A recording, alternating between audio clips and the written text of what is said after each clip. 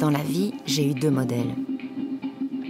Le premier, c'est la petite sirène qui, par amour pour un prince, s'était transformée en femme et marchait, blessée, écorchée, ayant renoncé à sa superbe queue de poisson.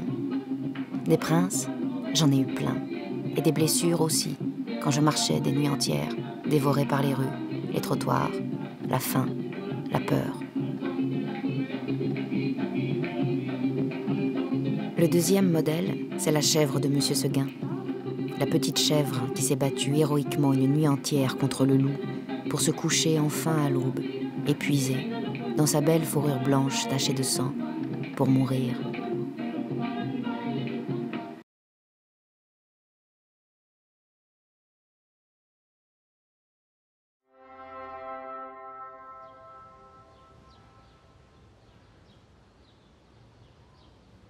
Elle a été enterrée une première fois au cimetière du Petit Cossonay.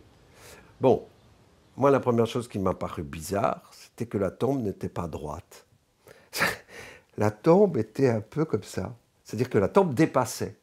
Et puis, vous savez en Suisse, quand c'est pas droit, c'est pas droit. Donc le gardien fait remarquer aux enfants que la tombe n'était pas droite. J'ai dit, elle a bougé. Elle a forcément bougé, elle a voulu pousser la tombe pour que ça ne marche pas, pour que ça soit irrégulier jusqu'au bout.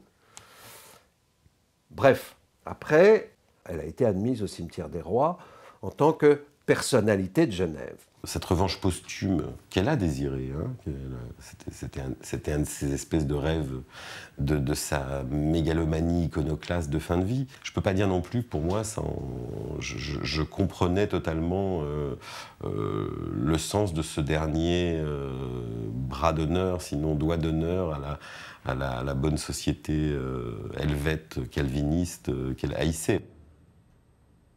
Et finalement, elle a été enterrée 2 fois. Ça c'est très elle.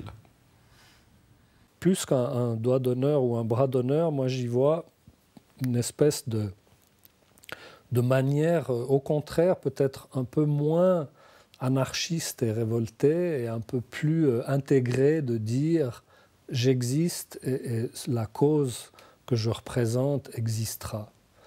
Que ça vous plaise ou non, elle va exister encore longtemps. C'est ça qu'elle voulait dire.